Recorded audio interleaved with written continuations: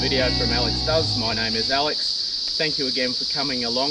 If you're new to my channel and you like bushcrafting and shelters construction and camping and camp cooking and all that sort of bushcrafty kind of stuff, and you think you're going to like this sort of content, please subscribe below and hit the bell for notifications so you'll get notification of when new videos are uploaded. At my current upload schedule, I try to get my videos up on a weekly basis at the moment, generally on a Saturday morning. So if you want to see future content and you want to see the construction of this site, again, please hit that subscribe. You'll certainly be helping myself and the channel out. Anyway, welcome back, and again, welcome back to all those regular subscribers. Thank you for all the support that you've been showing and the really kind words and comments. I thoroughly appreciate that. So we're back here in the bush again today. A little bit of a different format today from what I would normally do. I'm not camping today, I'm here just for the day. So no campfire, no cooking, no sleeping overnight, hopefully no rain. It'd be nice to have a dry visit here, I think, which will be the first time I've been out in the bush without any rain in about 6 weeks or so, or 6 camps. So that's going to be good. Predicted temperatures for today apparently are in excess of 40 degrees, so that's going to make for some interesting working conditions. So yeah, anyway, I'm going to crack on and get some work done. I have made a slight change to the plans. Now, I may have mentioned this before, but look, I'm not following any blueprints, I'm not following any plans with this particular site. I've given it some thought, and I could probably honestly say that I think the image I have in my mind of what I want to construct here is probably inspired loosely by early colonial Australian slab huts or bush huts, that sort of thing. That's kind of the look I'm going for, rather than just it's certainly not going to be, and I think it's probably obvious already by the size of the timber that I've got standing here, that it wasn't never going to be just some sort of quick lean-to. But yeah, that's kind of what I'm looking for, or looking at, or trying to create here. I've made a slight change in my mind to how I think the layout is going to be, still obviously being the 3 metre by 3 metre square, but instead, I think previously I've said I'm going to run my ridgepole this way with the roof coming down like this. I've decided to switch that 90 degrees, and I'm going to run my ridgepole this way with the roof pitching down like this. I'm still going to have the door at that end where you're viewing from at the moment, and I'm still going to have my fireplace at this end. The reason why I decided to do that, I think it makes sense, mainly because there's a couple of reasons, but I think the main one is that with me constructing a fireplace at this side out of stone and clay or mud and whatever I can find, I want to build a chimney stack, and that stack I want to exit above the roof line, and so it makes sense for the lowest part of the roof to be at this side of the build, because then that way I don't have to build the chimney as high. It only has to be probably so high, whereas had I run the ridgepole this way, obviously it's going to be, you know, quite higher, and that's a higher construction I need to do with the chimney. So that seems to make sense to me. Also, if I'm going to run bench seats and beds down either side, if the ridgepole runs this way, I think it gives you more headroom above those. That kind of makes sense, doesn't it? So yeah, look, today I don't know what I'm going to try and achieve today. I think primarily all I really want to do is locate and cut and bring out of the bush now my next 2 poles, which are going to go one here and one here, which obviously need to be higher than the corner poles to support that ridge pole. So if I can get them selected and out of the bush today, maybe some holes, post holes dug for those. I still probably want another 2 posts here either side of where the chimney, the fireplace is going to go, and probably another 2 posts either side of where the door's going to go. So that'll be the next step. So yeah. So what I want to do now is just figure out really how high, or how tall, or how long I need these poles to be. Locate them. I think from memory, I know of a couple of down trees that I've already cut some off that are in that direction that I can get them from, and we'll pull them out. Obviously, being taller, they're going to be a little bit heavier and more cumbersome to deal with than these corner posts, but yeah, we'll deal with that. Anyway, so hope you enjoy the content.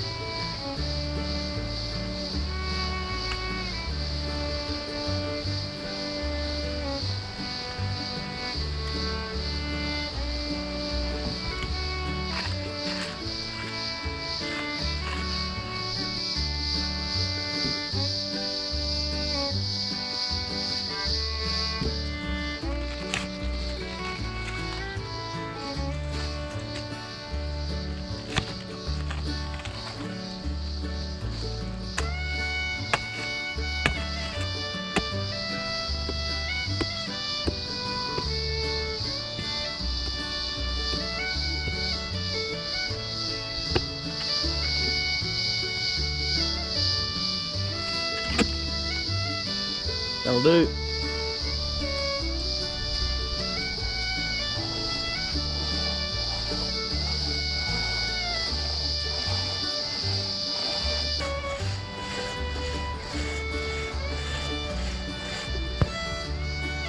So just working on these end posts. I'm a little bit, I wouldn't say concerned, but not entirely happy with the integrity. You can see there's some splits and a bit of termite damage maybe, but cutting that one off, it looks reasonably solid. A little bit moist inside, but it'll dry out.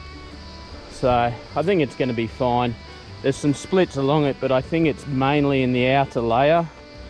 Not sure about that one. The layer that's under the, you know, that soft layer. I think it's called the cambium layer. Correct me if I'm wrong. But they're going to be fit for purpose. I think they'll be fine. They're not as big and as hefty as the corner posts, but you know, again, that's a good 5 inches wide diameter. So yeah, we're not building a house. I think that's going to be fine. So we've got the two middle post holes dug now. I'm just cutting these down to length at 2.85 meters, and I've got a little bit to cut off this other one here, and then I'll stand those up in the holes. They can just wait until I come back next time. Because I'm not having a fire here today, I won't be burning the bottom of these poles. And as the fire ban continues, I'd rather not leave them untreated.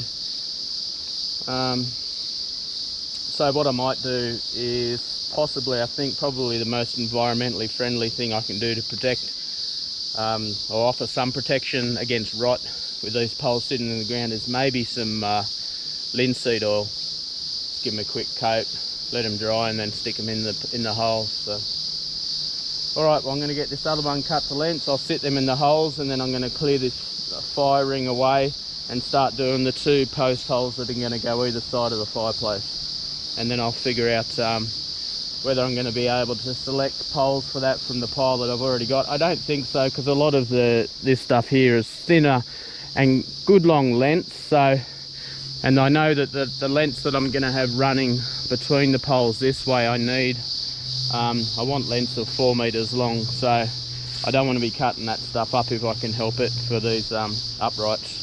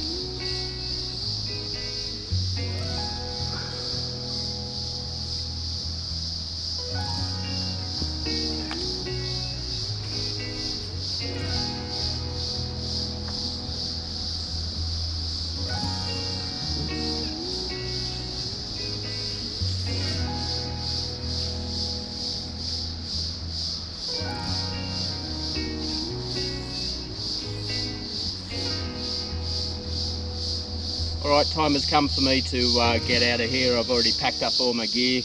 Time's getting on, it's just gone 4 o'clock. So yeah, look, I'm really happy with the progress today. We've got another 4 poles in the ground. It was hard slogging the conditions today. It did reach into the 40s, absolutely for sure. Every now and again there was a breeze coming through that kind of kept temperatures down. But yeah, it was a hot day. I certainly drank, I'd probably estimate it, I've gone through about maybe 8 litres of water that I've drank today, and I'm probably still, to be honest, a little bit dehydrated. So I'm happy with the decision I made with the change in the layout. These posts still aren't fixed into the ground permanently. I would like to hopefully have an opportunity to burn the bottom of them like I did with the other corner posts. I haven't done the two, so we've got here the 2 posts either side of the doorway here. I think they may be a little bit far apart. I might bring them in just a little bit. And I've also got, just on the ground here, so these posts here are going to form the posts are going to go either side of the fireplace over here.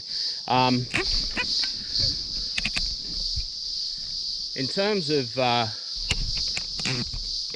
finding wood, we're really down to slim pickings. I've absolutely taken within the near vicinity all the usable wood that I can that's straight or relatively straight. I pulled out a couple of posts today and got as far as stripping the bark off and cutting them down a length to find they were no good. So that was a waste of time spent on 2 posts. And even the ones that I've got here, all of them have got some termite damage, but I've just got to go with what I can find. I mean, at the end of the day, I'm making basically a smorgasbord for the local termites to come and feast on, so it's all going to go to them in the long run anyway. As long as it stays standard for maybe a year or 2, I'd be certainly pretty happy with that. So yeah, I'm really happy with the progress. I'm assuming this is going to be a fairly short episode because obviously I'm not camping, I'm not cooking and doing all that sort of stuff. It was really just a day to come out here and make some progress and, you know, show you guys that I'm kind of putting some effort in to get this up off the ground. Anyway, so as I mentioned right at the beginning, if you're new to the channel and you like this content, please subscribe, please hit that bell for the notifications. It really does help me and help this channel grow into what I think it can be. And again, to all the regular viewers and subscribers, thank you so much. I love you guys to death for sticking with me and believing in me. Maybe believing in me a little bit more than I believe in myself, but we'll get there. We're just having a crack, eh? Anyway, I'm out of here. I'm going to go and get myself a beer, I reckon. It's time to go. I'll see you next week. Thanks for coming. The situation with the table was an absolute disaster.